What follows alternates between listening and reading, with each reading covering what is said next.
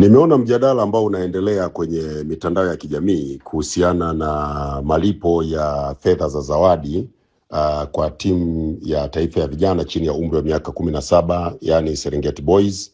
Lakini pia umeanzishwa na mjadala mwingine wa timu ya wanawake chini ya miaka 20, yani Tanzanite Queens. Sasa ningependa kusema jambo moja kwamba ni kweli serikali imetoa ahadi hizo, shilingi milioni 50 kwa ajili ya Tanzanite Queens na shilingi milioni 500 kwa ajili ya Serengeti Boys.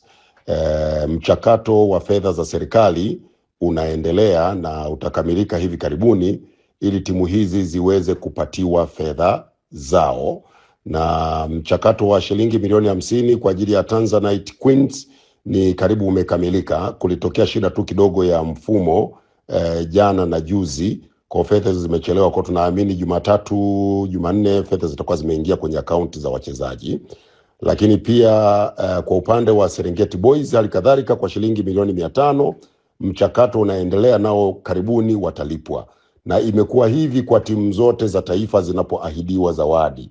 Zinaahidiwa, halafu serikali inaingia kwenye mchakato ule wa kuhakikisha fedha hizo zilizoahidiwa na Mheshimiwa Rais zinatolewa kwa mujibu wa utaratibu. Sasa ni bahati mbaya na tunashindwa kuelewa kwa nini kumekuwa na mashinikizo makubwa namna hii, kwa sababu kulikuwa na ahadi ya shilingi milioni 500 kwa ajili ya Taifa Stars na walishalipwa. Ilichukua muda lakini walilipwa. Kulikuwa kuna ahadi ya shilingi milioni 700, ilichukua muda ikalipwa. Zilitolewa ahadi nyingine, zilichukua muda zikalipwa, na wachezaji walipewa fedha zao, hakuna malalamiko. Hizi ahadi zina siku chache tangu zimetolewa. Ya Tanzanite Queens ni kweli na takriban mwezi sasa, lakini na yenyewe bahati nzuri imeshalipwa. Ni swala tu la muda fedha ziingie kwenye akaunti za wachezaji.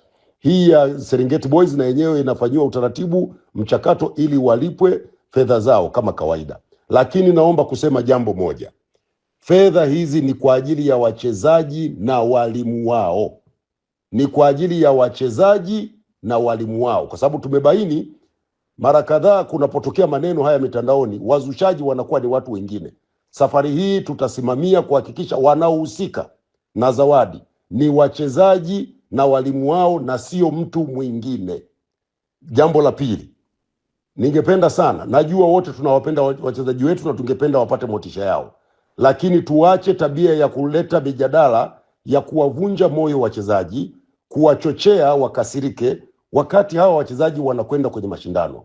Tanzanite Queens wanakwenda kwenye mashindano ya dunia. Serengeti Boys halikadhalika nao wanakwenda kwenye mashindano ya dunia. Serengeti Boys wamepata likizo fupi, watarudi tena ya muda mfupi, watarudi tena kwa ajili ya kuendelea na kambi yao ili waweze kwenda kwenye mashindano wakiwa wameandaliwa vizuri. Hawa ni vijana wadogo. Jana wamezungumza na viongozi wao wa TFF na wamewaeleza utaratibu wote wa namna zawadi yao watakavyoipata. Fedha zile za kuanzia za TFF ambazo waliwaahidi wameshawapatia.